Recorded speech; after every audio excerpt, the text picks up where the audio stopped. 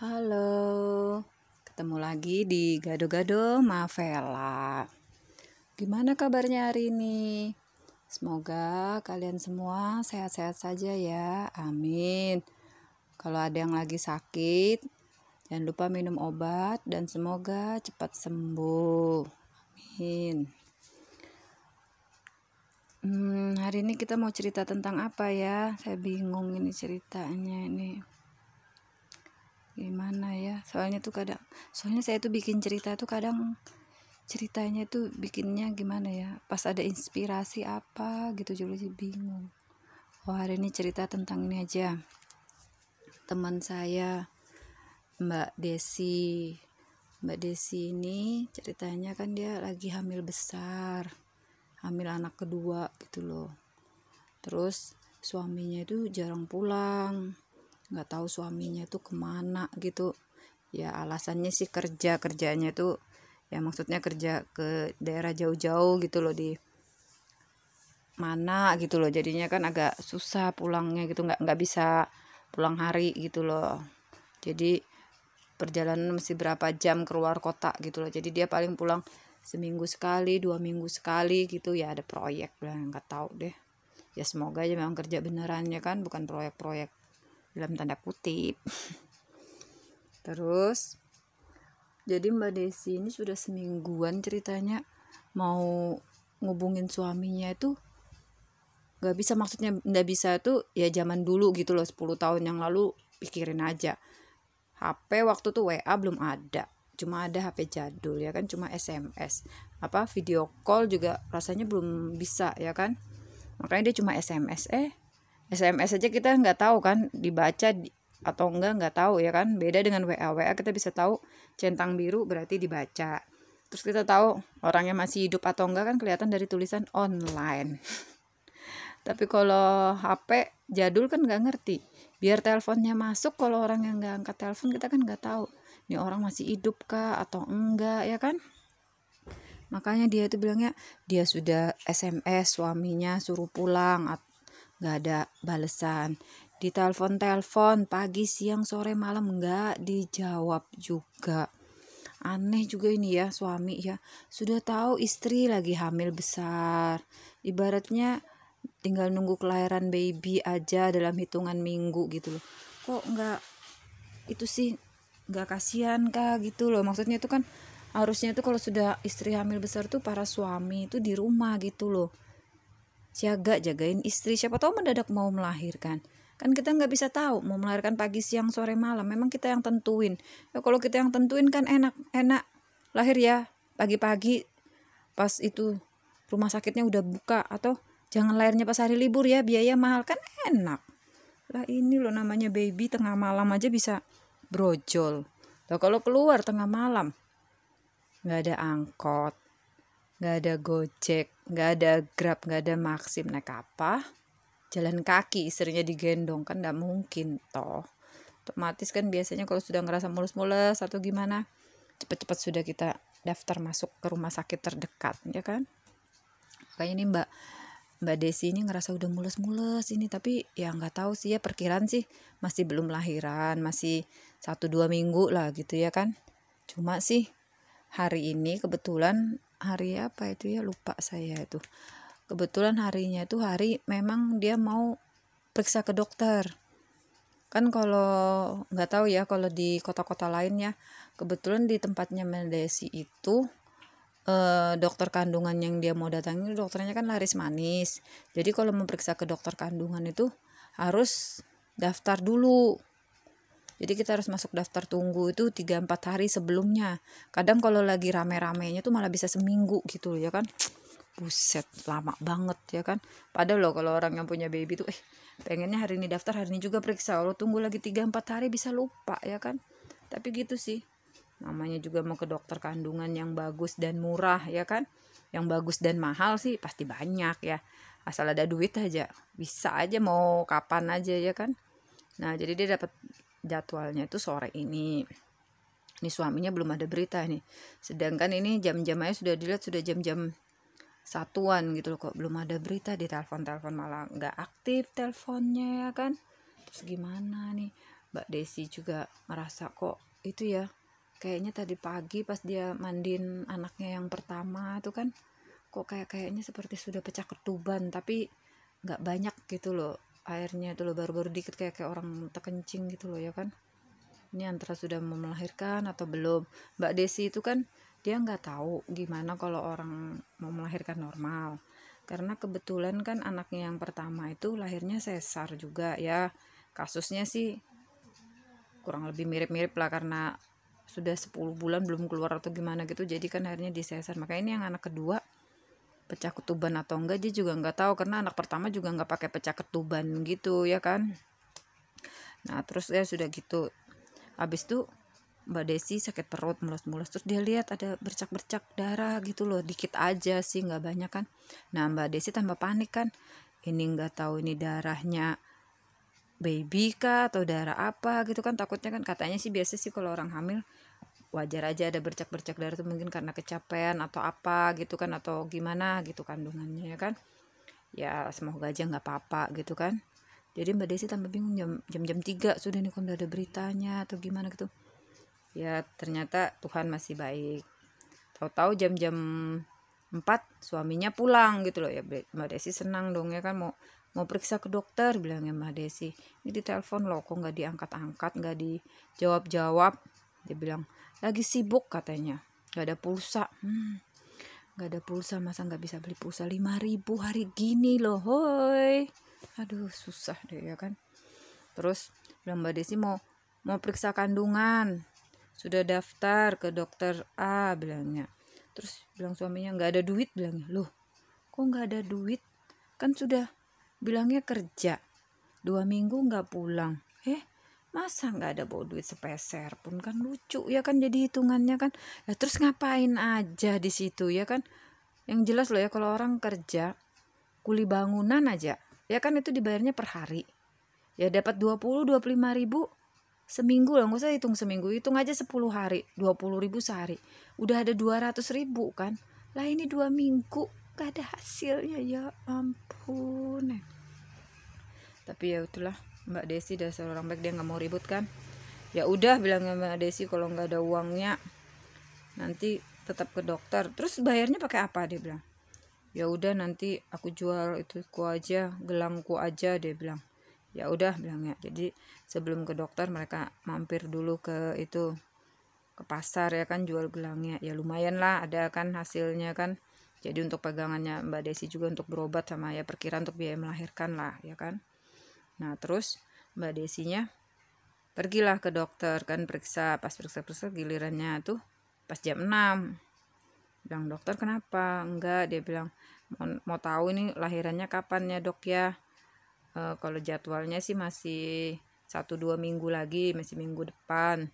Tapi ini nggak tahu kenapa kayaknya tadi pagi tuh kayak pecah ketuban, sama ini kok ada bercak-bercak darah ya. Oh bilang dokter, sini kita periksa. Oh nggak apa-apa bu, bilangnya. Belum waktunya, masih nanti. Cuma Mbak Desi kok ngerasa nggak srek masih ya kan. Periksa lagi dok, yang bener gedok, takutnya mau melahirkan ini. Soalnya kasusnya si kakak juga gitu, apa belum waktunya, tapi kalau kakak sih sudah lebih dari waktunya gitu ya kan. Terus bilang dokternya belum kok bu, nanti balik aja lagi seminggu. Aduh balik seminggu kan, coba sekali lagi deh dok please, katanya dia mohon-mohon kan. Ya udah kata dokter, kita periksa lagi deh dah. Diperiksa lebih teliti dan lebih mendalam. Terus si dokternya bilang gini, ya ampun bu, ternyata bener bu, ibu mau lahiran ini sudah pembukaan berapa gitu loh. Iya kak, terus ibu pecah ketubannya tadi jam berapa? Tadi pagi rasanya bu. Terus darahnya mulai kapan keluarnya? Udah dari tadi jam 1 siangan dok. Aduh, ya sudah ibu, habis dari sini ibu langsung turun ke bawah ya, langsung masuk ke kamar operasi itu, langsung nanti biar ibu ganti baju dan diurusin sama suster saya semua. Hah? Operasi dok? Iya ibu kan harus operasi hari ini, nanti sebentar lagi jam 7 bilangnya. Saya kumpulkan itu dulu, kru-krunya dulu, maksudnya ngumpulin dokter-dokter sama perawat-perawatnya gitu kan. Mereka kan butuh yang nyata kan, kalau orang melahirkan kan butuh dokter anak, butuh bagian pembiusan dan segala macamnya kan. Nggak mungkin kan dokter kandungan mengerjakan sendiri kan. Terus bilangnya Mbak Desi, nggak bisa ditunda besok pagi aja nih dok, saya aja belum bawa baju dan segala macam. Nggak bisa ini bu, Soalnya kan ibu sudah pecah ketuban dan ini juga sudah pembukaan dan ditambah lagi ibu juga sudah keluarkan darah kan gitu. Nanti ini sudah takutnya nanti bayinya ibu nggak bertahan sampai besok gitu loh kalau lama gitu nunggunya. Ini kan baru, sedangkan sekarang baru jam 6 sore. Ya juga ya dipikir Mbak Desi ya, kalau ada apa-apa tengah malam kan susah. Biar namanya rumah sakit kan dokter nggak standby 24 jam kan di rumah sakit kan. Ya udah deh, turunlah Mbak Desi ke bawah ya kan, ke lantai bawah itu kan kebetulan periksa ke dokternya ke lantai atas. Ke lantai bawah ya udah diperiksa, diapain semua kan, diganti baju segala macam ya kan, dikasih infus dan ya sudah. Dan syukurlah akhirnya bayinya lahir. Bayinya lahir laki-laki dengan selamat dan sehat ya, amin ya kan. Makanya bilang dokternya, oh sudah keluar bu, bayinya laki-laki, selamat ya bu ya, iya bilangnya. Makanya untung ya itu Mbak Desi itu orangnya gercep gitu loh. Dia waktu dokter bilang belum waktunya disuruh pulang, dia ngotot karena dia ngerasa kok kayaknya mau melahirkan gitu loh. Coba kalau Mbak Desi pulang ke rumah gimana coba, kan bisa-bisa nggak ketahuan ya kan, itu tahu-tahu nanti tengah malam atau malah mungkin bayinya kenapa-napa kan berbahaya kan. Nah itulah makanya tuh kalau kalian, ini terutama untuk ibu-ibu hamil ya, mbak-mbak segala kan, kalau suatu hari nanti hamil terus pas ngerasa perutnya mules-mules atau gimana gitu kan, periksa yang teliti biar dokter bilang apa, periksa lagi, suruh perjelas lagi, atau kalau enggak cari dokter-dokter yang lain. Nggak apa-apa kita buang-buang uang itu, ibaratnya bukannya maksudnya nggak apa-apa nganjurin, nggak, maksudnya supaya kita lebih yakin, nggak lebih yakin gitu loh. Nggak apa-apa kita ke dokter A B C untuk tahu ini sebenarnya kita butuh melahirkan sekarang atau bisa ditunda atau gimana gitu loh ya kan, demi keselamatan ibu dan bayi ya kan. Karena apa? Karena kan ya gimana ya, kasihan kan kalau kita sudah hamil nih berbulan-bulan capek apa segala macam ya kan, tahu-tahu pas sudah giliran melahirkannya, karena kita kurang gercep atau kurang apa gitu, tahu-tahu bayinya malah nggak lahir ya kan. Amit-amit aja jabang bayi, jangan sampai terjadi seperti itu kepada kalian ya, kepada ibu-ibu segala. Makanya harus gercep. Jadi kalau kita merasa mules atau gimana, kita periksa benar-benar dulu ini benar atau tidak. Kalau kan sekarang itu kan ya enggak bukannya nganjurin sesar atau apa sih, cuma kan ya kalau memang sudah waktunya bisa dilahirkan, kalau memang pas ada uang ya kalau mau sesar ya sesar gitu, itu kan lebih aman, lebih cepat juga gitu ya kan. Tapi kalau nggak ada uang ya udah kita usaha dulu yang lain gimana. Tapi yang lebih enak lagi kalau kita sakit perut dan atau apapun, lebih enaknya tuh kita nunggunya di rumah sakit aja atau di bidan gitu loh. Gak usah pulang lagi ke rumah. Seandainya kita pulang aja kan ya paling ngambil baju ya, contohnya kayak Mbak Desi itu dia nggak sempat pulang. Cuma untungnya Mbak Desi itu dia udah prepare semua, udah siapin dari jauh-jauh hari, dari 1-2 bulan sebelumnya tuh dia udah siapin tas baju, tas baby segala macam. Jadi dia udah pesanin sama si suami, mas nanti kalau aku tiba-tiba melahirkan jangan lupa ya ini bawa tas ini dan ini punyaku, ini punya baby. Jadi nggak perlu rapet-rapet packing lagi. Makanya ibu-ibu juga kalau sudah mulai hamil besar, sudah 6 bulanan, 7 bulanan, udah siapin baju baby, popok dan segala macamnya, taruh di tas satu sini. Terus siapin juga baju untuk ibu, kan pasti butuh ganti apa, siapin juga strap di sini. Biar lebih jelas lagi kalau perlu taruh tulisannya di situ biar si bapak ngerti. Soalnya kan kadang-kadang kan tahu sendiri namanya bapak-bapak itu kan cuek bebek, dia mana tahu biar kita pesan tas ini tas itu, tahu-tahu tasnya ketuker ya kan, bisa aja disuruh bawa tas baju baby malah bawa tas belanjaan ya kan, nggak lucu dong jadinya ya kan. Makanya itu, soalnya kan memang ada teman kenalan saya gitu loh, teman saya punya keluarga gitu loh,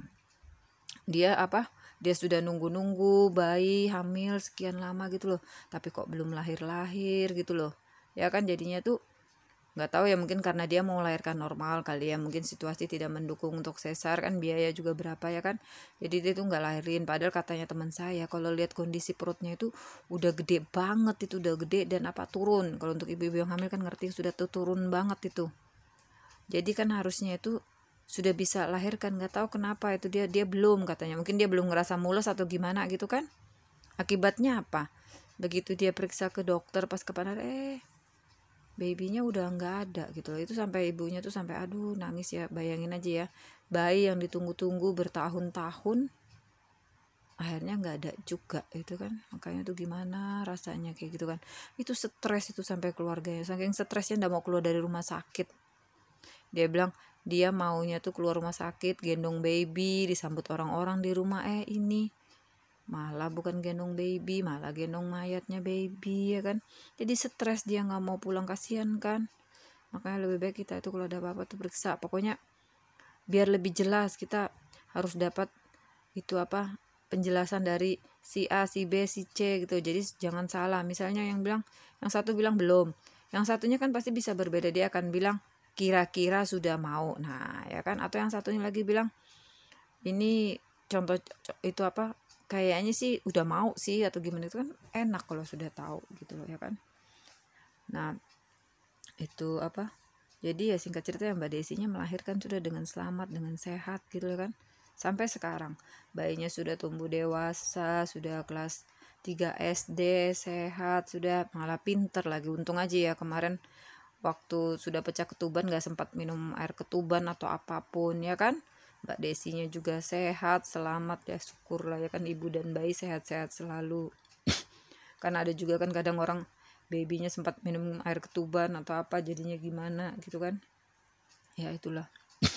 Makanya ini kan ibaratnya pengetahuan untuk kita juga kan, pelajaran juga buat kita nanti kalau kedepannya pas sesuatu terjadi atau apa, kita juga bisa bergerak cepat gitu loh dalam hal apapun ya teman-teman semua. Dalam hal apapun kita harus bergerak cepat, jadi jangan lambat, apalagi kalau itu menyangkut keselamatan dan kesehatan. Jadi kita harus cepat ya. Oke, ini jadi ceritanya sampai di sini dulu. Semoga teman-teman suka mendengarnya semua. Kalau teman-teman suka jangan lupa subscribe, like, share, dan bunyikan lonceng notifikasinya ya, supaya saya semangat bikin video-video berikutnya. Dan maaf kalau videonya atau ceritanya masih kurang memuaskan ya, saya masih perlu banyak belajar lagi, makanya saya masih butuh banyak dukungan dari teman-teman semua. Semoga Tuhan melindungi kalian semua. Amin. Bye-bye.